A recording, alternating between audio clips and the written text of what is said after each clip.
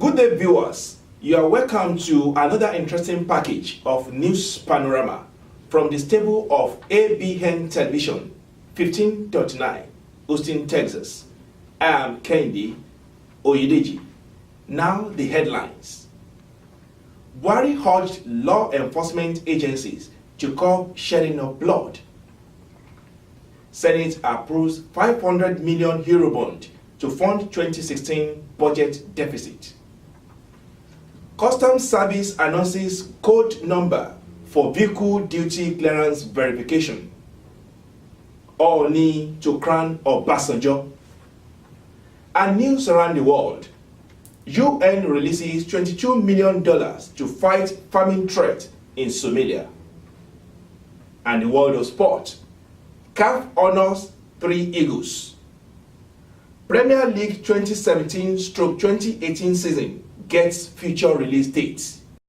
Nigerian President Muhammadu Buhari on Tuesday lamented the wanton killings being witnessed in part of the country lately, saying Nigeria have lost value for human lives.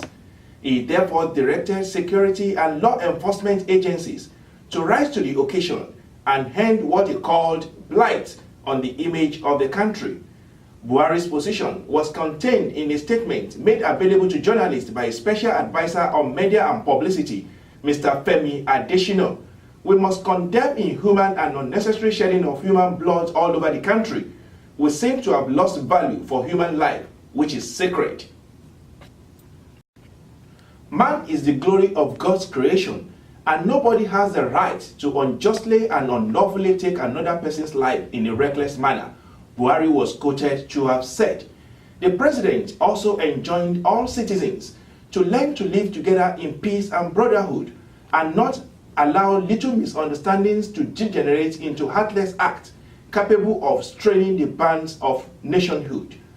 Buhari commiserated with the people and government of Benue State on the recent attack in Bakimbia Market by gunmen, which resulted in loss of lives.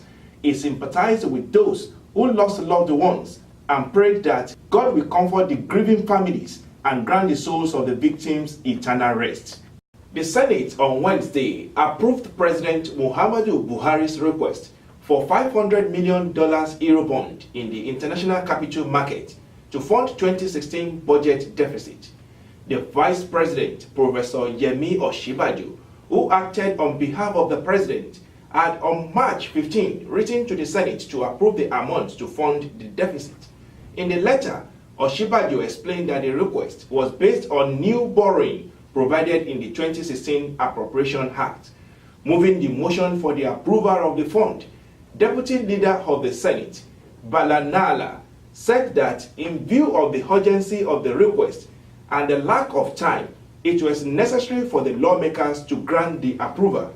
The motion was seconded by the minority leader, Senator Godswill Akpabio. Consequently, the lawmakers unanimously approved the president's request. Nigeria's Controller General of Customs, retired Colonel Ahmed Ali, on Tuesday announced a code number for efficient vehicle duty clearance verification. Ali said the essence is to come up with solutions to avoid causing hardship to Nigerians in regards to duty payment on old vehicles and verification. He said customs are taking further steps to ensure that Nigerians who wanted to verify the authenticity of their custom duty clearance could do so at their homes and with their phones. He said for effective and easy custom duty clearance verification, you can dial or send SMS to this number 0946 21597 with your vehicle C number, the year you paid the duty, and the port or location where the vehicle came through into the country. Immediately this is given, he said in 5 minutes, you will get a response whether your vehicle duty clearance is genuine or not. The essence is to ensure stress-free verification to motor dealers and innocent Nigerian vehicle owners. Ali said Nigerians misunderstood customs' intention regarding duty payment on old vehicles, adding that the exercise was actually meant for motor dealers. He added that customs later decided to give innocent private vehicle owners who after verification might find out that their vehicles had no genuine duty clearance to take advantage of the 60% rebate. The Naira has continued to appreciate against the dollar at the parallel market.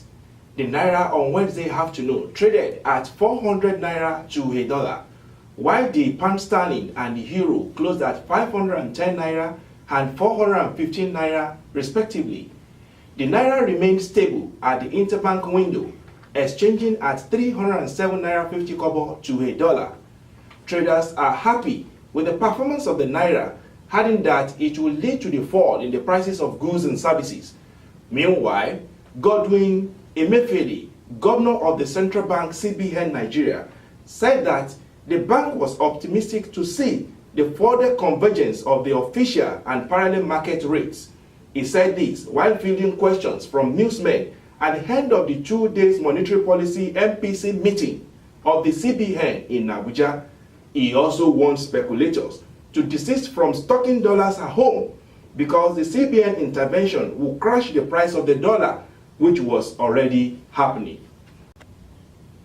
Due to former President Olusegun Obasanjo's contribution to the successful celebration of Festac 77 in 1977, the Center for Black and African Arts and Civilization has concluded plans to crown him the Ruby King of Festac in May in Abuja. Dr. Anikwe said the former president will be crowned the Ruby King of Festac and the patron of African culture by the Ooni of Ife, Oba Adeyeye Ogunwusi Ojaja II. Chief Olusegun Obasanjo was Nigeria's military head of state when the country hosted the festival in 1977. Obasanjo appears the greatest in terms of the promotion of African culture in the whole of Africa and the Black world by the single effort it demonstrated by organizing and hosting Festac 77. His crowning would form part of the activities to celebrate Festac 77 at 40 that would start on April 1st. Chief Obasanjo put square pegs in square holes, made funds available, and eventually a festival that could be described as the largest assemblage of Black and African people worldwide was held from January 15, 1977 to February 12, 1977, and covered the entire gamut of Black and African cultural heritage. Activities to mark Festac 77 at 40 will hold in over 10 states, including the FCT Abuja, where the mascot will be unveiled on April 1st. It would also entail different cultural displays that would hold in some states, including Katsina, Ogun, Enugu, Kaduna, Akwa Ibom, and some foreign countries. Discover the uniqueness in the entertainment industry. African Broadcasting Network (ABN) is now the pace setter in the industry. Do you want to advertise your product and services? Count on us. We will do it much more than your expectations. African Broadcasting Network (ABN) will deliver quick and prompt services. Our quality and clarity stands us out when it comes to delivering quality broadcasting. Our staffs are hardworking and versatile in the specific field of office. Our environment is so conducive and we are open to all. We also give advice on how to run your business profitably. African Broadcasting Network is situated at 9894 Eastern Street, Suite 875, Houston, Texas 77036. Contact phone 281-652-8396 and 832-490-8203. Website www.abntvnetwork.com. ABN, celebrating Africans' rich cultural heritage. You're welcome back. This is the news around the world. Prime Minister Theresa May will trigger formal negotiations on Britain leaving the European Union on March 29, 2017, the British government said on Monday.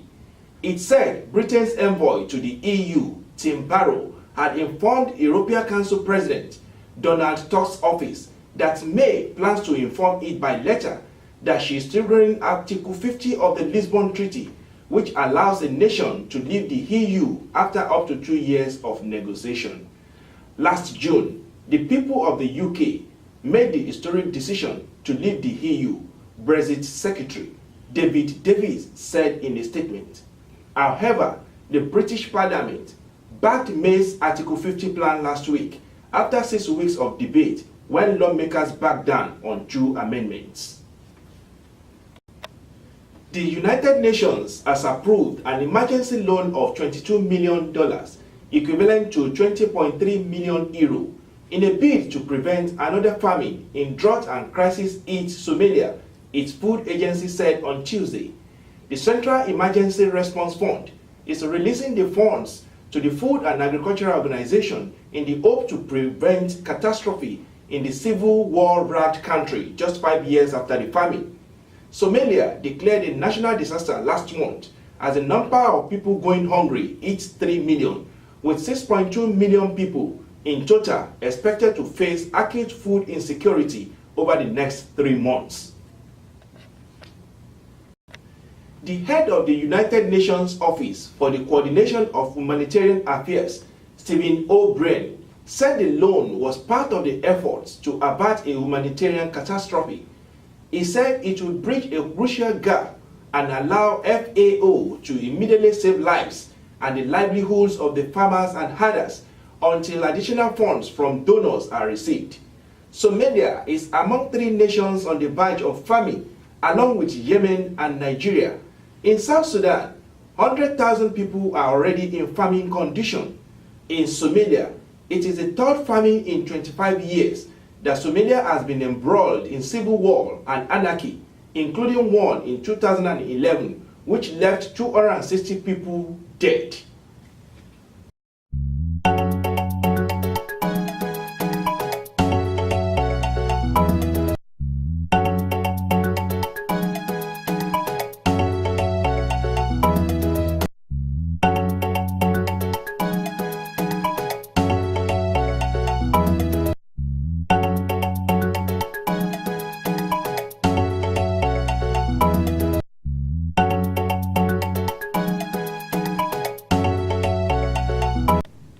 You're welcome back. And now the world of sport. The Confederation of African Football, CAF, has paid tribute to late Nigerian football greats Stephen Keshi and Shuaib Ahmadu. Keshi and Ahmadu, who were Super Eagles coaches several times in their careers, died in 2016 within weeks of each other. At the 39th Ordinary Congress at the Nelson Mandela Hall of the African Union headquarters in Addis Ababa, the legends were remembered with the CAF Golden Merit for the immense contribution to African football. In addition to the 2 giants, another of the countrymen, Peter Ogaba, also received another posthumous award. The ex-Flying Eagle, who also passed on in 2016, was the youngest Nigerian player at the FIFA Under-20 World Cup hosted by Saudi Arabia in 1989, where Nigeria lost in the final to eventual winners, Portugal. Newly elected Confederation of African Football President Ahmad Ahmad has stepped down as Vice President of the Madagascar Senate. Ahmad, who is also the Madagascar Football Federation boss, tendered his resignation on Monday to vacate the office he had occupied since February 2016. Ahmad was last Thursday overwhelmingly voted as president of CAF, garnering 34 to 20 votes to bring to a humiliating halt Issa Attu's 29-year rule. Ahmad, a 2-time government minister, is expected to vacate his position as the MFF president as required by the CAF rules.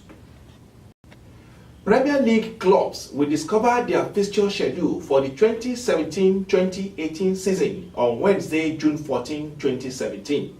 The announcement will be made at 9 a.m. with the season expected to get underway earlier than the 2016-2017 campaign due to next year's World Cup in Russia. Clubs partaking in top-flight football for the coming year will find out their initial fixture list on Wednesday, June 14. Other key dates so far are the opening weekend that will begin on Saturday, August 12, and the season will come to a close on Sunday, May 13, 2018. It is also very likely the weekend preceding that date will see 2 or 3 claims of leaked fixture lists as well. On this note, we shall be drawing curtains on today's edition of News Panorama from the stable of ABN Television.